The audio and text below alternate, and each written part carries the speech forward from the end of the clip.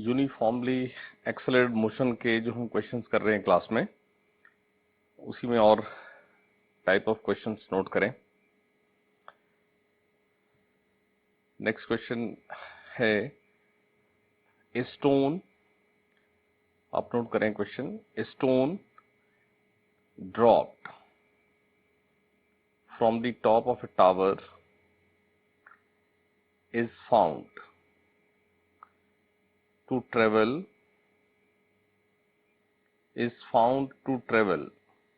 5/9 of the height of tower during the last second of its fall. During the last second of its fall, what is its time of fall? What is its time of fall? Dropped means initial velocity 0 है और कोई भी height h से उसको drop किया, तो जो भी टाइम लगा है उसको, उस टाइम इंटरवल में जो लास्ट 1 सेकेंड है, उस लास्ट 1 सेकेंड में उसने इस टोटल हाइट का 5/9 ट्रेवल किया है इन लास्ट 1 सेकेंड। ठीक है, तो अगर टोटल टाइम जो हमें फाइंड आउट करना है, total time of fall n है, तो ये h, क्योंकि u 0 है ना, तो h क्या होना है, हाफ gn²। ठीक है, एंड मोर ओवर किसी भी n सेकेंड्स में जो लास्ट 1 सेकेंड है वो nth सेकेंड होगा। तो एक तरह से ये 5/9h जो गिवन है लास्ट 1 सेकेंड, क्योंकि हमने टोटल n सेकेंड्स माना है। If total time of fall is n, it implies the last 1 second is nth second. Last 1 second is nth second, और distance travelled in nth second का तो result है आपके पास कि वो होता है u प्लस g/2 2n-1, और u क्या है, u है 0, तो ये 5h/9 क्या है, g/2 2n-1, तो h यहां पुट कर दें, 5/9 half gn², it is g/2 2n-1, और g/2 कैंसिल हो गया, तो 5n², ये 9, तो 18n-9, यानी 5n² minus 18n plus 9 equal to 0। ये quadratic equation which can be solved. 5n² middle term split करें, 15n और 3n प्लस 9, सो 5n कॉमन लिया तो n-3, -3 कॉमन लिया, n-3 इक्वल टू 0, तो 5n-3 और n-3 equal to 0, so any one of them can be 0, product है ये। तो यहां से आपके पास n इक्वल टू 3 भी हो सकता है और n इक्वल टू 3/5 भी हो सकता है, क्योंकि 5n-3 इक्वल टू 0 क्या देगा, n equal to 3/5। 3/5 means 0.6 second. देखो हमारा टोटल टाइम n इतना है कि उसमें लास्ट 1 सेकेंड एग्जिस्ट करता है, यानी confirm total n more than 1 तो है ही है, तो फिर n equal to 3/5 not possible, n equal to 3 is the possible answer. So total time of fall is 3 seconds. अब ये तो इस तरीके से सॉल्व किया हमने, लेकिन वो जो रिजल्ट है कि स्टार्टिंग फ्रॉम रेस्ट आपके पास कंसेक्यूटिव सेम टाइम इंटरवल में जो रेशियो है वो 1, 3, 5, 7, 9 इस तरह से है। तो अगर मैं 1 सेकेंड इंटरवल मानूं, इस रिजल्ट में वो इंटरवल कितने भी सेकंड हो सकता है बट सेम होना चाहिए। अगर मैं इसको 1 सेकेंड मानूं एज पर दिस क्वेश्चन, देखो यहां रेशियो वाइज देखो कि जो थर्ड सेकेंड है ये अगर फर्स्ट सेकंड में x ट्रेवल होता है, सेकंड में 3x होता है, थर्ड में 5x होता है, तो टोटल 3 में कितना हुआ? 9x हुआ ना। और लास्ट 1 सेकंड में कितना बना? 5x bye 9x means 5/9। तो अगर आप समझ सकते हैं इस बात को, तो हम ये पूरा क्वेश्चन इस लॉजिक से, क्योंकि अगर मैं 1 सेकेंड इंटरवल मानूं तो थर्ड सेकेंड ही वो सेकेंड होगा जिसमें 5/9 टोटल आएगा। फोर्थ सेकेंड वो होगा जिसमें 7/16 आएगा। फिफ्थ सेकेंड वो होगा जिसमें 9/25 आएगा। ये सम करेंगे 25 आएगा। तो फिफ्थ सेकेंड में 9/25, फोर्थ में 7/16, थर्ड में 5/9, सेकेंड में 3/4। तो वो रिजल्ट जो हमने समझा था उसको भी जल्दी से, बिकॉज देखो अगर तो क्वेश्चन है सब्जेक्टिव तो हमें पूरा करना ही पड़ेगा, लेकिन when question is objective you have to select the option. तो आप थोड़ा सा इस बात को माइंड में रखें तो ये क्वेश्चन आप बहुत जल्दी आंसर कर सकते थे कि ये जो बात है कि लास्ट 1 सेकेंड में 5/9h, तो 1 सेकेंड में इंटरवल मान के चलो अगर, तो 5/9 ऑफ टोटल थर्ड सेकेंड में ही हो सकता था। तो टोटल टाइम ऑफ फॉल कितना है? 3 सेकेंड्स है। नेक्स्ट नोट करें,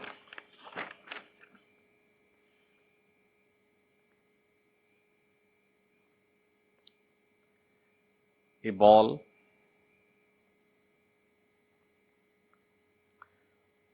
after having fallen from rest, a ball after having fallen from rest under the influence of gravity for 6 seconds, under the influence of gravity for 6 seconds, crashes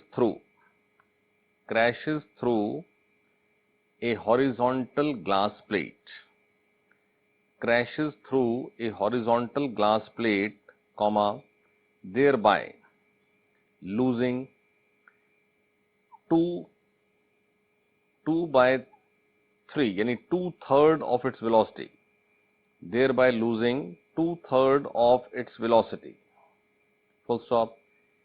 If it then reaches the ground in 2 seconds, if it then reaches the ground in 2 seconds, find the height of the plate above the ground. Find the height of the plate above the ground.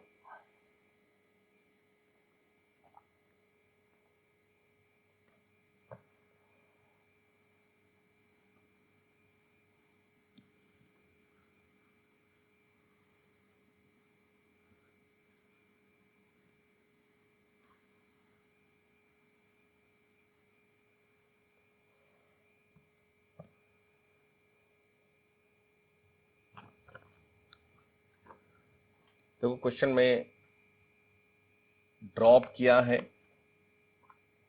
और 6 seconds तक, ये 6 seconds का interval, 6 seconds तक वो under gravity fall हुई और फिर एक ग्लास प्लेट, एक हॉरिजॉन्टल ग्लास प्लेट को वो हिट करती है। वो प्लेट ग्राउंड से किसी हाइट h पर है और इस प्लेट को हिट करने से जस्ट पहले अगर उसकी वेलोसिटी v थी तो हिटिंग में ये प्लेट तो क्रैश हो जाती है, लेकिन इसी पॉइंट पर ये अपनी 2/3 वेलोसिटी लूज कर देती है। यानी इसी पॉइंट पर ये जो भी टोटल फॉल हो रहा है, यहां इस हाइट पर इसकी वेलोसिटी जो v थी वो v/3 हो जाती है। और फिर अगर वो ग्राउंड तक आने में 2 सेकेंड्स ले रही है, यानी प्लेट को हिट करने के बाद, if I denote the point A, this point as B and this point as C, B to C की इनिशियल वेलोसिटी है v/3, A और B की फाइनल वेलोसिटी है v, A to B में भी एक्सेलरेशन g है downward, B to C में भी एक्सेलरेशन g है डाउनवर्ड। प्लेट को क्रैश किया, ड्यूरिंग दैट क्रैश ये v/3 हो गई, ball loses 2/3 of its velocity. तो A to B पार्ट के लिए v equal to u plus AT use करें। तो u है 0, A है g। अब देखो डाउनवर्ड को मैंने पॉजिटिव लिया हुआ है, तो g मैंने पॉजिटिव ले लिया, तो v का साइन पॉजिटिव आएगा, तो मतलब v की डायरेक्शन क्या है, डाउनवर्ड। और टाइम था 6, तो यहां से v सॉल्व होता है 6g। g पुट कर सकते हैं 10, बट 6g रहने दो अभी। और B to C पार्ट के लिए इनिशियल वेलोसिटी u वो इस 6g का 1/3 ऑफ 6g का मतलब 2g। डायरेक्शन कहां, downward. Acceleration is g, direction कहां, डाउनवर्ड। और टाइम टेकन क्या है, टाइम टेकन है 2 सेकेंड्स। तो ये फर्दर h ट्रेवल करने के लिए BC पार्ट के लिए 2g इंटू 2 ut प्लस, ये सब डाउनवर्ड है, h भी डाउनवर्ड है, तो डाउनवर्ड को लिया हुआ पॉजिटिव, हाफ g, टाइम है 2 स्क्वायर। तो आपके पास 4g प्लस ये क्या बना, 2g, यानी कि आंसर है 6g, यानी कि आंसर है 60 मीटर। लास्ट में g को पुट कर दे 10, तो ये h आंसर है 60 metre.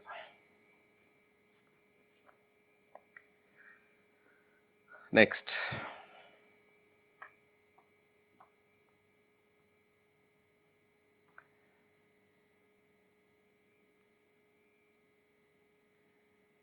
a person throws a ball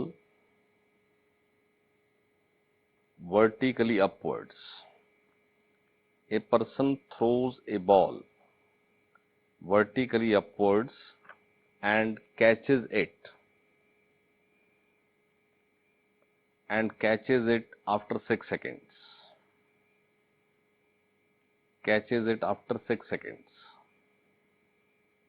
Find number 1 the initial velocity of throw of the ball. Number 1 the initial velocity of the throw of ball. Number 2 the maximum height attained by the ball. Number 2 the maximum height attained by the ball. Number 3 position of ball at t equal to 2 seconds. Position of ball at t equal to 2 seconds. Number 4 the time at which ball is 20 meter below the topmost point. The time at which ball is 20 meter below the topmost point.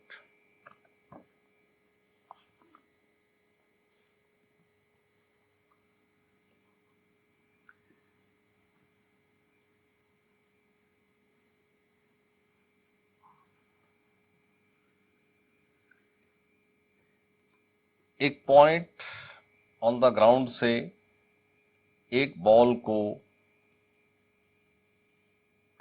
Vertically upward throw किया है with speed u, कुछ भी u, तो क्योंकि acceleration g है, कहां है, downward, यानी एक्सेलरेशन इनिशियल वेलोसिटी के अपोजिट है, तो इसको स्पीड को डिक्रीज होते हुए 0 होना है और फिर इसको ड्यू टू दिस a इसको रिवर्स आना है। एक तो ये बात एज रिजल्ट ध्यान रखें कि जब भी इनिशियल वेलोसिटी के अपोजिट एक्सेलरेशन होता है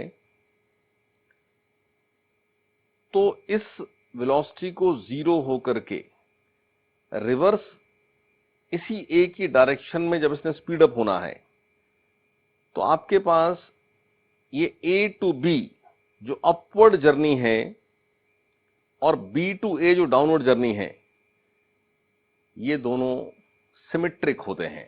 सिमेट्रिक का मतलब जितना टाइम ए से बी तक लगेगा उतना ही टाइम बी से ए तक लगेगा।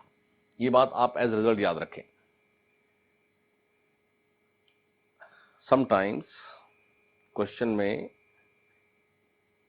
ये एक्सेलरेशन, देखो ग्रेविटी तो बदलती नहीं है, ग्रेविटी के केस में तो अंडरस्टूड ही है बात, बट जरूरी नहीं ना कि केस ग्रेविटी का ही हो, कोई भी केस बना सकते हैं कि एक ऑब्जेक्ट की इनिशियल वेलोसिटी पॉजिटिव एक्स में थी, एक्सेलरेशन नेगेटिव एक्स में था, ठीक है ना, तो रिटार्ड होते हुए ये एक्सेलरेशन जी ने इसको 0 किया। अब जब रिवर्स चलना है तो कभी कभी क्वेश्चन में स्टेटमेंट ऐसी होती है कि ये एक्सेलरेशन रहा तो opposite to this initial velocity, लेकिन उसका मैग्नीट्यूड जब ये रिवर्स स्टार्ट हुआ तो बदल गया। तो ये सिमेट्री वाली बात जो मैंने बोली है वो उसी केस में वैलिड है जिस केस में जो ए टू बी एक्सेलरेशन है वही बी टू ए भी रहे।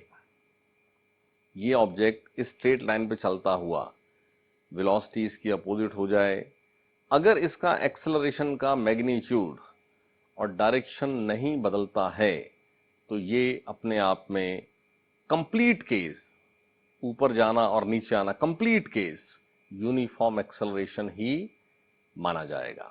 ठीक है, तो जो एक्सेलरेशन इसको रिटार्ड कराए वही एक्सेलरेशन इसको रिवर्स में एक्सेलरेट कराए, तो उस केस में ये ए टू बी और बी टू ए सिमेट्रिक होता है।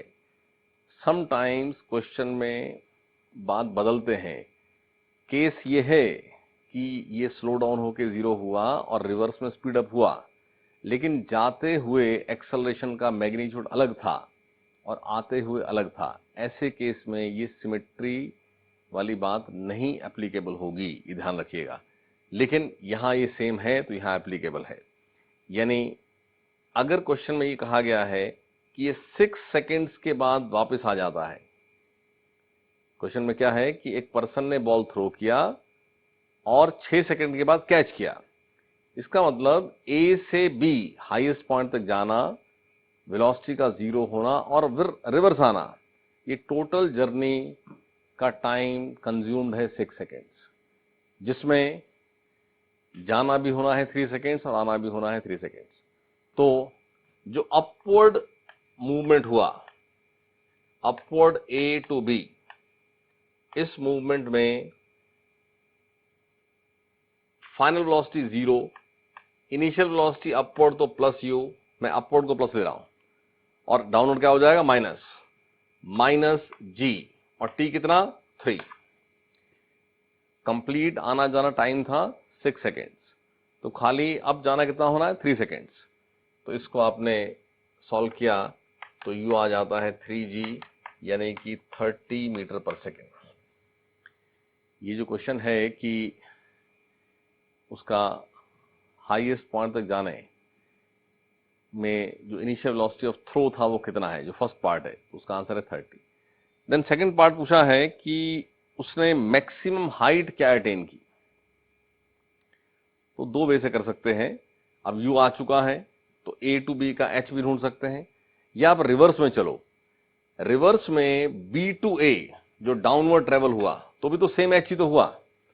तो डाउनवर्ड में अगर मैं b टू a सॉल्व करता हूं तो उसमें u 0 होगा, इनिशियल वेलोसिटी 0 होगी। तो वो जो h है वो simply half downward h downward g, तो डाउनवर्ड को यहां पॉजिटिव लिया तो g भी पॉजिटिव और टाइम है 3, डाउनवर्ड आने का टाइम भी है 3, तो क्या बना हाफ g 3 स्क्वायर। तो ये आपके पास 9 और ये 5 45 metre. Maximum height attained is 45 metre. Then third part पूछा है position of ball at t equal 2 seconds. इन्हें t 0 पे थ्रो किया, 2 सेकेंड्स में उसका डिस्प्लेसमेंट क्या है। तो डिस्प्लेसमेंट मैं अब अपवर्ड जर्नी में किसी अपवर्ड जर्नी का u है +30, ठीक है, a है -10 मीटर पर सेकेंड स्क्वायर, और आपको डिस्प्लेसमेंट इन 2 सेकेंड्स ये ढूंढना है। स्टार्टिंग पॉइंट से कितना डिस्प्लेसमेंट होगा। तो using s equal to ut plus half square,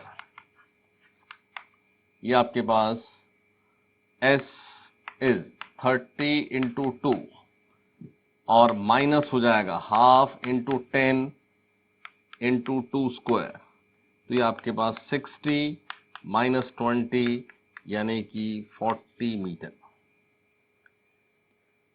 यहां से 40 मीटर का डिस्प्लेसमेंट यानी 2 सेकेंड्स के बाद उसकी पोजीशन यहां होगी, 40 metre above the ground, above the point of throw वो ऑब्जेक्ट होगा, ठीक है। देन क्वेश्चन है कि जो मैक्सिमम हाइट अटेन्ड है उससे 20 metre below, maximum height attained थी हमारे पास 45 मीटर, उससे 20 मीटर बिलो वो किस टाइम पर होगा। यानी इससे 20 मीटर बिलो का मतलब हो जाना है 20 मीटर, तो 45 माइनस 20 होता है 25। यानी कि आपको ये बताना है कि थ्रो करने के कितने टाइम के बाद वो 25 मीटर की हाइट पे होगा। तो जैसे हमने थर्ड पार्ट में इसी इक्वेशन को यूज करके एक 2 सेकेंड्स में पोजीशन ढूंढ ली, अब पोजीशन पता है कि वो 25 मीटर अबव है, वो किस टी पर होगी, तो सेम इक्वेशन यूज हो जानी। यहां आपके पास s नोन है, what is that S 25, initial velocity 30 और t ढूंढना है, और a तो माइनस g ही है, g इज 10, तो इसको 10 पुट किया तो 5, तो ये 5 equal to 60 minus T square, यानी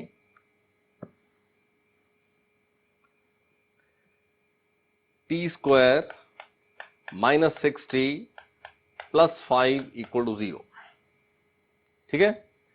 जिसको सॉल्व करें तो T square minus 5t minus T plus 5 equal to 0, so T common, t minus 5 minus 1 common, t minus 5, तो इस तरह से आपके पास t इक्वल टू 1 और t इक्वल टू 5, ऐसे दो वैल्यूज ऑफ t आते हैं, और दोनों ही पॉजिटिव वैल्यूज हैं, यानी दोनों ही पॉसिबल वैल्यूज हैं।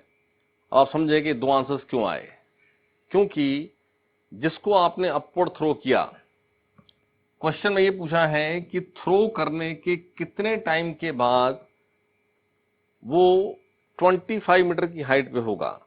तो अपनी कंप्लीट जर्नी में जाते हुए और ऐसे ही आते हुए, ऐसे दो मूवमेंट्स आने हैं, ऐसा 2 बार होना है जब उसकी हाइट 25 होनी है।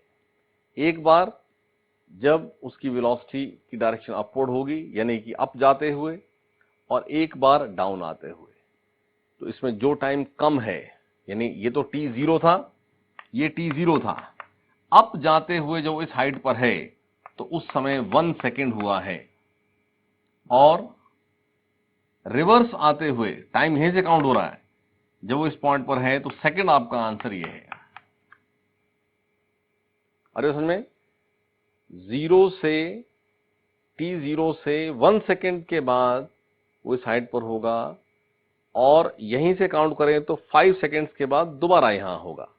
यानी अगर आपसे कोई पूछ ले कि इस हाइट पर जब वो 2 बार होता है तो कितने इंटरवल के बाद होता है, तो आंसर है 5 - 1 4, क्योंकि यहां से अप जाना और यहां से वापस आना, ये टाइम क्या है, 4 सेकेंड। और इसी एग्जांपल से आप देखें, वो जो मैंने सिमेट्री की बात समझाई थी, यानी अगर मैं बीच में इस पॉइंट का नाम सी रखता हूं, तो जैसे कहा था ना अपवर्ड और डाउनवर्ड सिमेट्रिक है, तो अगर कोई बीच में पॉइंट लेते हैं आप सी लाइक दिस, तो ये भी ध्यान रखें कि ए टू सी जो टाइम होना है, सी टू ए भी वही टाइम होना है। आप देख लें, ये है 1 सेकेंड ना, तो 5 सेकेंड में यहां पहुंचा तो ये भी फर्दर 1 सेकेंड, तो टोटल टाइम दिया ना 6 सेकेंड आपको, तो प्रूव होती है बात कि 5 सेकेंड यहां और ये 1 सेकेंड था, तो रिवर्स में भी ये 1 सेकेंड है, तो आपके पास यहां 1 सेकेंड और। ऐसे ही यहां से यहां आ रहा है 5 - 1 4 सेकेंड्स, तो 2 सेकेंड्स जाना होना है और 2 सेकेंड्स ही आना होना है। ये अपवर्ड और ये डाउनवर्ड सिमेट्रिक होना, सी पॉइंट पर जो स्पीड है अपवर्ड, वही स्पीड सी पर होनी है, बट होनी क्या है, डाउनवर्ड। यानी जो वैल्यू है वो भी आते हुए जाते हुए सेम होगी। मतलब सिमेट्री की ये बात बीच के किसी पॉइंट सी पे भी चेक करो तो भी वैलिड होती है। तो जब भी ऐसा केस है कि इनिशियल वेलोसिटी के अपोजिट एक्सेलरेशन है, चाहे वो वर्टिकल केस हो चाहे कोई हॉरिजॉन्टल केस हो, तो हमेशा रिवर्स होना ही है। रिवर्स होना है तो किसी पर्टिकुलर डिस्प्लेसमेंट की बात करेंगे तो वो 2 बार होना है, एक बार जाते हुए और एक बार आते हुए। जब भी एक्सेलरेशन इनिशियल वेलोसिटी के अपोजिट दिया होगा तो इस बात की पॉसिबिलिटी है ना कि वो रिवर्स होना है उसने, तो रिवर्स होना है तो फिर इसमें तो हर पॉइंट 2 बार क्रॉस होगा, एक बार जाते हुए एक बार आते हुए, तो आपके पास 2 टाइम आएंगे ही आएंगे। नेक्स्ट नोट करें,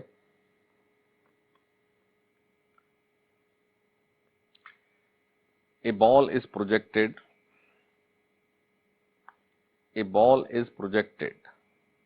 with certain initial speed.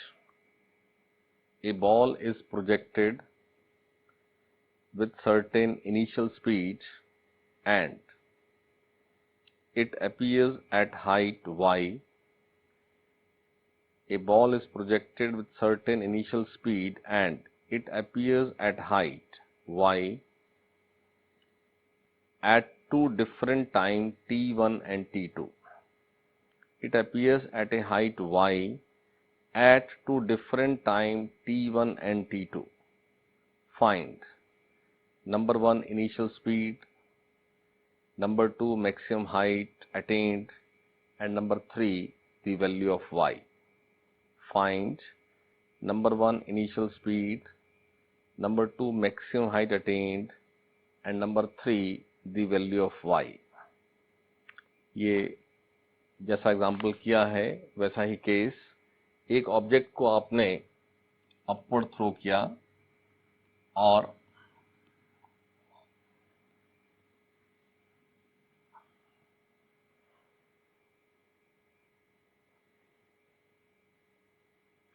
किसी यू से थ्रो किया, ठीक है, दैट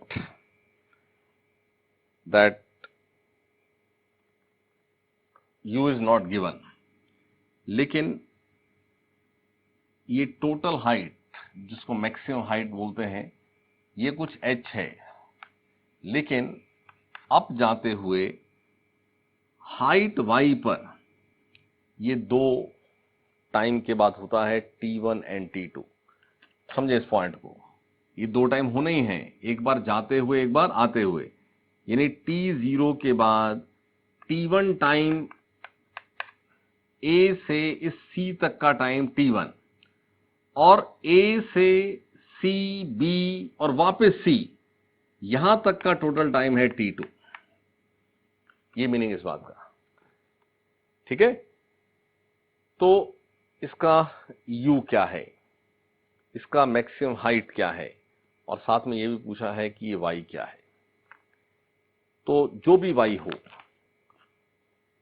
वो Y इसी इक्वेशन में पुट करें तो उससे T सॉल्व होता है, यानी Y is UT plus half, sorry minus, क्योंकि ये U प्लस लिया ना तो G माइनस GT स्क्वायर।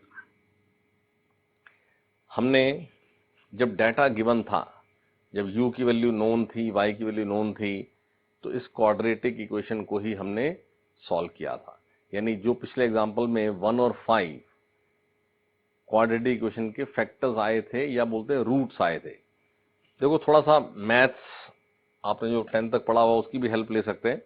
जैसे आपने ये पढ़ा हुआ है कि अगर ax square plus bx plus c equal to 0 कोई क्वाड्रेटिक इक्वेशन हो, और इस क्वाड्रेटिक इक्वेशन के अगर alpha and beta are the roots, ठीक है, तो sum of the roots alpha plus beta minus B upon A होता है, और product of the roots C upon A होता है।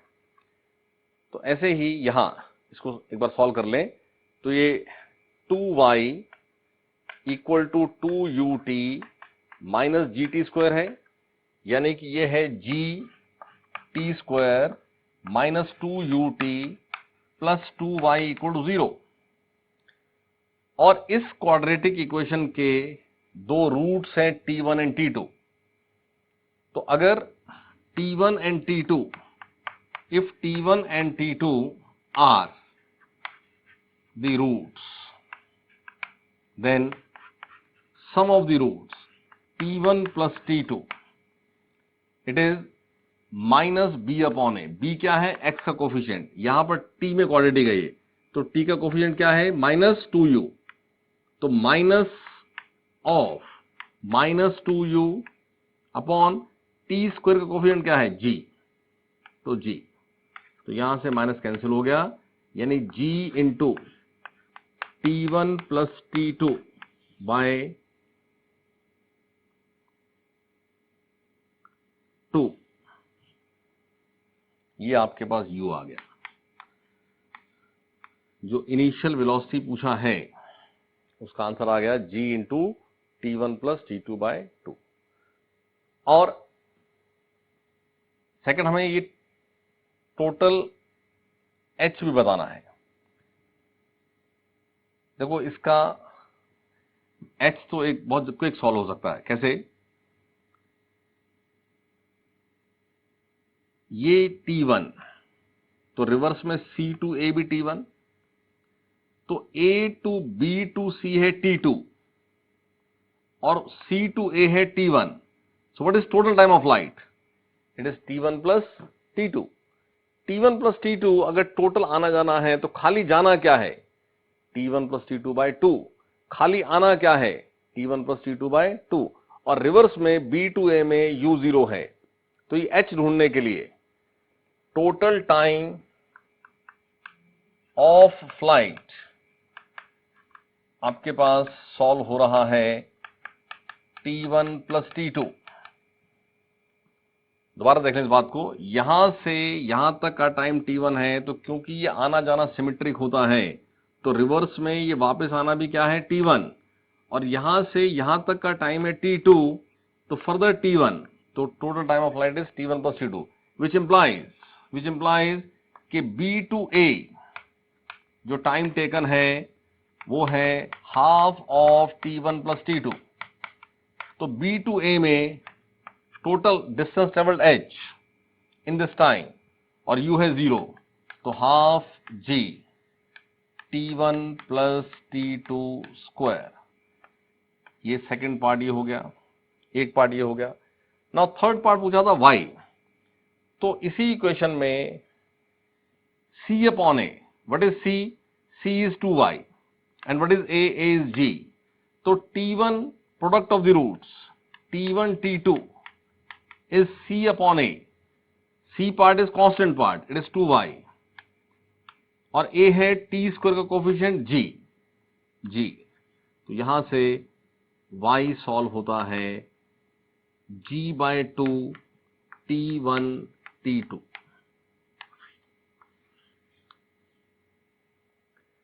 Clear?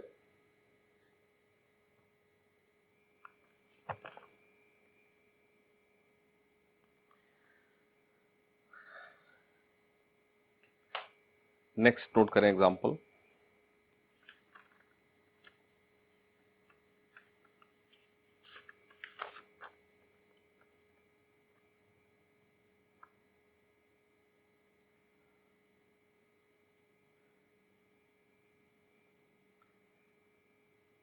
A particle moves for 8 seconds। हम जो भी एग्जांपल कर रहे हैं उसमें स्ट्रेट लाइन का हर केस है, तो बार बार मैं क्वेश्चन में मेंशन नहीं कर रहा हूं स्ट्रेट लाइन, वो अंडरस्टूड है, ठीक है। ए particle moves for 8 seconds, full stop. It first accelerates from rest and then retards to rest. It first accelerates from rest and then retards to rest. Full stop. If retardation is 3 times the acceleration, if retardation is 3 times the acceleration, comma, what is the time for which it accelerates? What is the time for which it accelerates? तो ये जो example अभी note किया है, ये भी एक type of question है जो बहुत कॉमन पूछा जाता है या डिस्कस होता है, जिसमें एक ऑब्जेक्ट रेस्ट से स्टार्ट होता है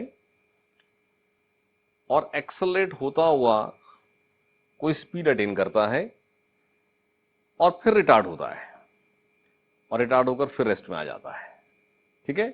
ये कॉमन सा केस, किसी ए पॉइंट पर वेलोसिटी 0 थी, स्पीड अप होते गए और किसी बी पॉइंट तक स्पीड अप होते रहे, यानी पॉजिटिव, ये डायरेक्शन पॉजिटिव लिया मैंने, तो पॉजिटिव ही एक्सेलरेशन था से a1, और बी पॉइंट तक ये v बढ़ करके कोई मैक्सिमम हो गई और फिर ये स्लो डाउन होना शुरू हुआ और फिर किसी सी पॉइंट पर वेलोसिटी 0 हो गई। ये आपके पास इसका रिटार्डेशन पार्ट है। तो इसमें कुछ भी और भी पूछ सकते हैं, बट ये कॉमन सा केस है, आप समझ के रखें कि कुछ टाइम तक एक्सेलरेट होना और फिर रिटार्ड होना, क्योंकि ये भी यूनिफॉर्म है, ये भी यूनिफॉर्म है। हाँ, इनकी वैल्यूज अलग हो सकती हैं।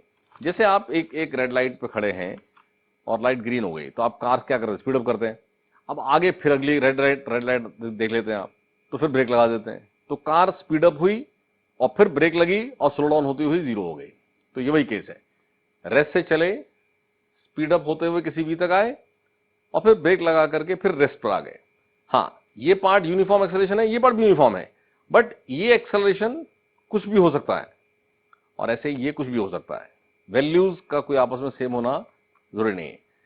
तो ऐसे किसी भी केस में एक तो ये भी समझें कि बहुत बार ये केस ना ग्राफ पर भी शो कर देते हैं। तो वेलोसिटी टाइम ग्राफ, अब ये है तो यूनिफॉर्म ही, तो इस तरह से ये केस एक स्ट्रेट लाइन, पॉजिटिव स्लोप और फिर ऐसे बना देना, ये वो v है जो मैक्सिमम अटेन हुई, इसका स्लोप है a1 और इसका स्लोप, ये नेगेटिव स्लोप की लाइन है, वो है a2। तो ये केस का वेलोसिटी टाइम ग्राफ ये बनेगा। रेस्ट t0 पर रेस्ट था और फिर फाइनली v0 है। अब टोटल टाइम इस क्वेश्चन में गिवन है कि a से c तक का टोटल टाइम जो है वो 8 सेकेंड्स है, ये गिवन है। Total time is 8 seconds. और फिर ये पूछा है कि for what time it accelerates, यानी ए टू बी का टाइम बताना है, लेकिन साथ में ये भी गिवन है कि उसका जो रिटार्डेशन है उसका मैग्नीट्यूड एक्सेलरेशन के मैग्नीट्यूड का 3 टाइम्स है, यानी a2 की जो वैल्यू है वो 3a1 है, a2 की वैल्यू 3a1 है। तो a to b पार्ट के लिए इनिशियल 0 है तो फाइनल भी है। अगर इस पार्ट का टाइम जो आपको ढूंढना है, अगर ये टाइम t है तो टोटल 8 था, तो ये टाइम क्या हो जाएगा 8 माइनस t। तो a to b पार्ट के लिए फाइनल वेलोसिटी v है, इनिशियल 0 है, तो v इज 0 प्लस a1t। और b to c पार्ट के लिए फाइनल इज 0 और ये v ही इसका इनिशियल हो गया, तो v minus a2 into 8 minus t। ये माइनस क्यों लिया? क्योंकि वेलोसिटी की डायरेक्शन के अपोजिट था, it is a case of retardation. लेकिन क्वेश्चन में बोला है कि रिटार्डेशन का मैग्नीट्यूड यानी वैल्यू a2 जो वैल्यू है ना ये 3 टाइम्स a1 है, यानी आप ये माइनस साइन यहां 0 इक्वल टू v, ये खाली वैल्यू पुट करनी है, तो 3a1 और ये 8 माइनस t। तो फर्स्ट इक्वेशन से v है a1t, सेकेंड इक्वेशन में ये v यहां ले आइए, तो v है 3a1 8 माइनस t। तो इस v को यहां पुट कर दें, ये v क्या है इक्वल टू a1t। तो a1 से a1 कैंसिल, आपके पास बचता है t equal to 24 minus 3t, यानी कि 4t इज 24, यानी कि t क्या हो गया 6। यानी इस पार्ट का टाइम क्या है 6। और क्योंकि ये एक स्टैंडर्ड क्वेश्चन है, इस तरह के केसेस आपको कई बना के दिए जाते हैं, तो कुछ थोड़ी सी बात एज रिजल्ट यहाँ स्टैंडर्ड लिंक भी कर लें। लेकिन अगेन मेरी बात ध्यान रखना, कोई भी रिजल्ट हमने याद नहीं करना है, हमने अपनी प्रैक्टिस में सारी बात बार बार समझनी है, और समझते समझते वो रिजल्ट हमें अपने आप याद हो जाता है। बिना बात को समझे हुए, बिना बात को कैरी किए हुए, खाली रिजल्ट कैरी करके हम जब आगे चलते हैं तो हमें फाइनली कंफ्यूजन होता है। एग्जाम में एग्जामिनर एक ही बात को ना बड़े तरीके से पूछ सकता है। तो पूरी फिजिक्स में हर टॉपिक में बात ध्यान रखना, बहुत बार आप एडिशनल कुछ बुक्स पढ़ना शुरू हो जाते हैं और बुक्स के अंदर, या इवन कई बार टीचर्स भी पढ़ाने वाले ऐसे हैं जो आपको फिजिक्स आसान करने के लिए हम एक को रिजल्ट करा देंगे, जल्दी हो जाएगा, ऐसा मिसगाइड करते हैं। आप समझें, अभी अभी वो रिजल्ट खाली याद करेंगे तो अभी बहुत अच्छा लगेगा, बट जिस दिन पूरी फिजिक्स हो जाती है ना, 20 चैप्टर हो जाते हैं, तो फिर कंसेप्ट आता नहीं है, और हर चैप्टर में बहुत सारे रिजल्ट्स याद किए हुए हैं, तो फाइनली हमसे सब मैच हो जाता है। तो इसलिए वो गलती नहीं करना। आप ये एक पूरा बात समझ ली हमने, ठीक है। अब इसी में जैसे जब भी ऐसा केस रहेगा तो उसमें इस एक्सेलरेटेड पार्ट का time let us suppose t1 है और ये पार्ट का टाइम t2 है, ठीक है। तो क्योंकि ए बी पार्ट में v is 0 plus a1 t1 और बी सी पार्ट में 0 is equal to v minus a2 t2, तो वही v a1 t1 है और वही v a2 t2 है। तो ध्यान रखें कि जब भी ऐसा क्वेश्चन आएगा तो इस पार्ट का a और इस पार्ट का टाइम, इस पार्ट का a और इस पार्ट का टाइम, ये प्रोडक्ट हमेशा सेम होगा। यानी अगर कहीं किसी क्वेश्चन में ऐसा दे दिया जाए कि जो मैग्नीट्यूड ऑफ एक्सेलरेशन है ए बी पार्ट का, वही मैग्नीट्यूड ऑफ रिटार्डेशन है बी सी पार्ट का, तो ये बात ट्रू होगी कि जो टाइम ए बी का होगा वही टाइम बी सी का भी होगा। बहुत बार ना देखो, ये सब रिजल्ट जब धीरे धीरे हमें कुछ याद हो जाते हैं तो ऑब्जेक्टिव क्वेश्चन में बड़ी हेल्प मिलती है। जैसे टोटल टाइम दिया था 8 सेकेंड्स और ये कहा था कि रिटार्डेशन का मैग्नीट्यूड इसका 3 टाइम्स है, यानी आपको समझ में आया कि ये रेशियो 1:3 है। आप यहां से देखें ना, A1/A2 इज व्हाट, T2/T1, यानी अगर एक्सेलरेशन के मैग्नीट्यूड का रेशियो 1:3 है तो टाइम टेकन का रेशियो 3:1 है। तो टोटल टाइम 8 है, तो 8 को मैं 3:1 में डिवाइड करूं तो ये पार्ट 6 आएगा, ये पार्ट 2 आएगा। तो what is the time for which it accelerates? Answer is 6 second. तो बिना कुछ किए ये बात, क्योंकि मुझे एज रिजल्ट पता थी तो मैंने जल्दी से उसको कर लिया, लेकिन ये बात रिजल्ट क्यों है, ये पूरी बात आपको आनी चाहिए। इसलिए क्वेश्चन करते समय आप पूरी बात सोचें और फाइनली इस बात को चाहे यूज कर लें। और इसी के साथ ये भी देखें कि अगर ये ए बी पार्ट का जो डिस्प्लेसमेंट है वो है S1 और BC पार्ट का डिस्प्लेसमेंट है S2, ठीक है? तो AB पार्ट में V² माइनस 0² इज 2A1S1 और ये AB पार्ट के लिए V² माइनस 0² इज 2A1S1। ऐसे ही B2C पार्ट के लिए 0² minus V² is 2 minus A2S2, तो माइनस कैंसिल हो जाएगा, V² इज 2A2S2। वही V² 2A1S1 है, वही V² 2A2S2 है। तो यहां से आपके पास इन दोनों से ये भी रिजल्ट बनेगा कि A1S1 भी वही होता है जो A2S2 होता है। अरे सुने, और अगर कहीं टोटल डिस्टेंस दिया होता और ये पूछा जाता कि कितना डिस्टेंस ट्रेवल हुआ है ड्यूरिंग एक्सेलरेशन, तो अगेन आप इस रेशो से इसको लिंक कर देते हैं और जल्दी सॉल्व हो जाता। और एक बात ध्यान रखें, क्योंकि ए बी पार्ट अपने आप में क्या है, केस ऑफ यूनिफॉर्म एक्सेलरेशन, और यूनिफॉर्म एक्सेलरेशन की अगर कोई एवरेज पूछे तो एवरेज होती है इनिशियल प्लस फाइनल बाय 2, यानी आपके पास ए बी पार्ट का एवरेज क्या होना है, 0 इनिशियल फाइनल V बाय 2, यानी कि V/2। ऐसे ही इस पार्ट की एवरेज अगर बनाए तो इसका इनिशियल है V, इसका फाइनल है 0, और ये भी केस है यूनिफॉर्म एक्सेलरेशन। तो BC पार्ट की एवरेज भी क्या बनेगी, V प्लस 0/2।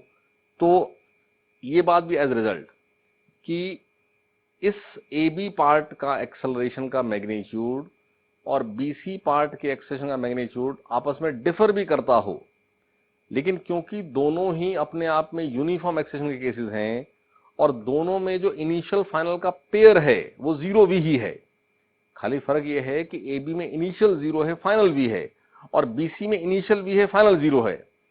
यानी इस तरह के क्वेश्चन में, इस तरह के केस में ये भी एक बहुत कॉमन क्वेश्चन पूछा जाता है कि AB पार्ट और BC पार्ट की दोनों की एवरेज वेलोसिटीज का रेशियो क्या है, तो आंसर है कि वो 1:1 ही होगा। ये A1 की वैल्यू क्या है, कुछ भी हो, बट A1 यूनिफॉर्म होना चाहिए। A2 की वैल्यू क्या है, कुछ भी हो, यूनिफॉर्म होना चाहिए। तो AB पार्ट और BC पार्ट की एवरेज वेलोसिटीज का रेशियो हमेशा 1:1 आएगा, ठीक है?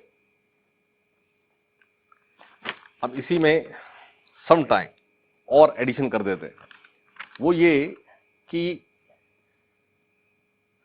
ऑब्जेक्ट A से एक्सेलरेट होता हुआ A पॉइंट पर वेलोसिटी 0 थी, A से एक्सेलरेट हुए B तक कोई वेलोसिटी V बन गई, ये प्लस A1, और फिर B से लेकर के बीच में कुछ टाइम तक एक्सेलरेशन था ही नहीं, एक्सेलरेशन 0 था, यानी कांस्टेंट ये जो V अटेन की उसी v से ये ऑब्जेक्ट चलता रहा और फिर वो रिटार्ड हुआ और रिटार्ड होकर के ये वेलोसिटी 0 हुई।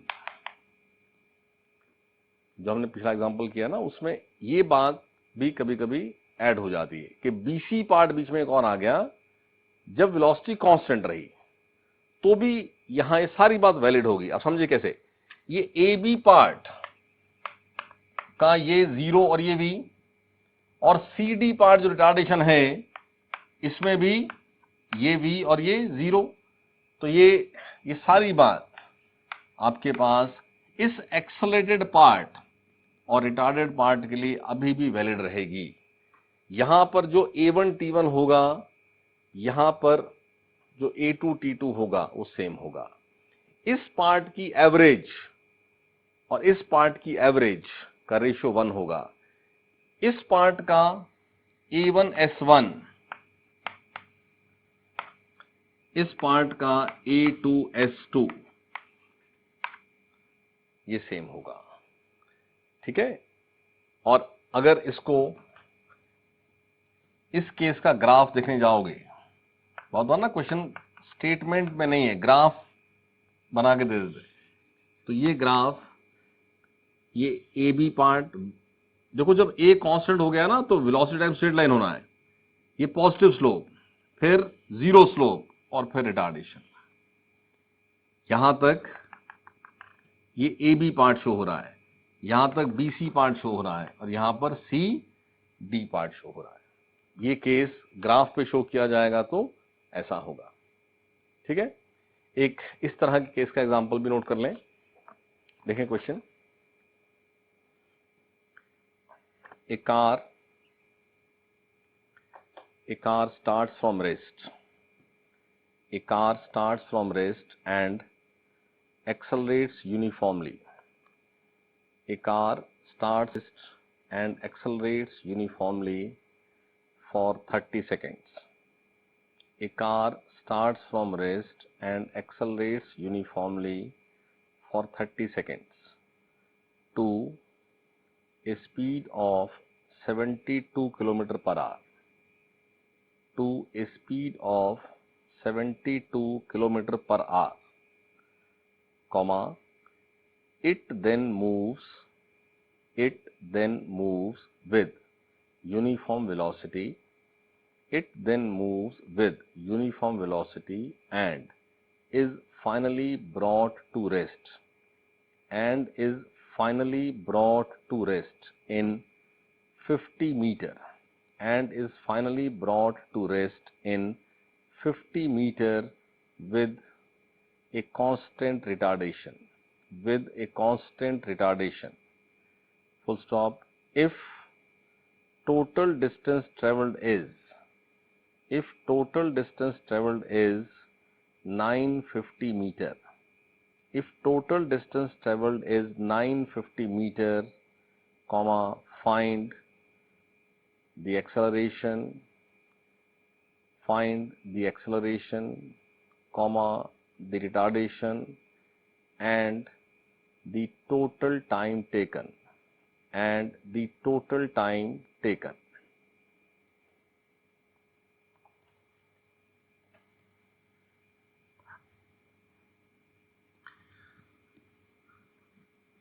तो ये केस है कार स्टार्ट फ्रॉम रेस्ट। ये एक्सेलरेशन हमें ढूंढना है, रिटार्डेशन भी ढूंढना है। ये टाइम 30 सेकेंड्स है, ठीक है।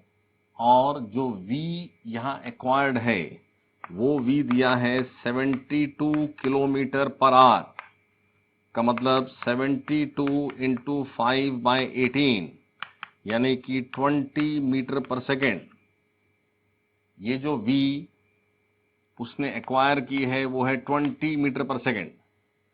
तो इतनी सी इंफॉर्मेशन से आप एक्सेलरेशन बना सकते हैं, क्योंकि A टू B पार्ट के लिए using v equal to u plus AT, so 20 is equal to 0 plus A1 into 30। तो यहां से 2/3 मीटर पर सेकेंड स्क्वायर ये आपके पास A1 सॉल्व होता है, एक्सेलरेशन, ठीक है। और B to C part again A0 है, ऐसा बोलो ना, it then moves with uniform velocity and is finally brought to rest in 50 metre. और ये A0 का केस था, तो V यहां पर भी 20 ही है, ठीक है। तो C to D पार्ट में रिटार्डेशन भी पूछा है, तो C to D पार्ट का पाथ पता है, इनिशियल फाइनल पता है। तो आप देखें, using C to D part के लिए V square minus U square equal to 2AS, 0 square minus 20 square equal to 2 minus A2, और S कितना है 50, तो माइनस कैंसिल हो गया, ये बना 400, तो A2 आता है 4 मीटर पर सेकेंड स्क्वायर, यानी एक्सेलरेशन है 2/3, एक्सेलरेशन है 2/3, रिटार्डेशन है 4। और फिर ये भी गिवन है कि टोटल डिस्टेंस ट्रेवल्ड 950 मीटर है, तो टोटल टाइम टेकन कितना है। टोटल टाइम टेकन में ये टाइम AB का टाइम, BC का टाइम और CD का टाइम। AB का टाइम तो गिवन ही था 30 सेकेंड्स, BCD का टाइम, अब हम यहां इसकी हेल्प ले सकते हैं, क्योंकि A1 T1 2/3 इंटू 30 क्या होना है 4 इंटू T2, तो यहां से आपके पास ये सॉल्व होता है कि T2 इज 5 सेकेंड्स, ठीक है। और इस पार्ट का टाइम अगर T3 है, और एक बात देखो, A1 S1 भी A2 S2 है, सो 2/3 S1 इक्वल टू कर दीजिए 4 इंटू 50, 4 इंटू 50, तो यहां से आपके पास S1 सॉल्व होता है, ठीक है। S1 आता है 300 मीटर, तो ये 300 है, ये 50 है, तो कितना हुआ 350, टोटल कितना है 950। तो BC part 950 minus 350 equal to क्या होगा 600, और 600 इस 20 मीटर पर सेकेंड से ट्रेवल होता है, तो T3 कितना है 600/20। जब यूनिफॉर्म मोशन होगा तो कांस्टेंट वेलोसिटी VS/T होना है, तो 600S हो गया, वेलोसिटी हो गया 20, तो यहां से T3 सॉल्व होता है 30 सेकेंड्स। तो ये टाइम 30 सेकेंड्स, ये टाइम 30 सेकेंड्स, ये टाइम सॉल्व किया आपने 5 सेकेंड्स, तो what is the total time taken. Total time taken is 30 + 30 + 5 65 seconds, ठीक है।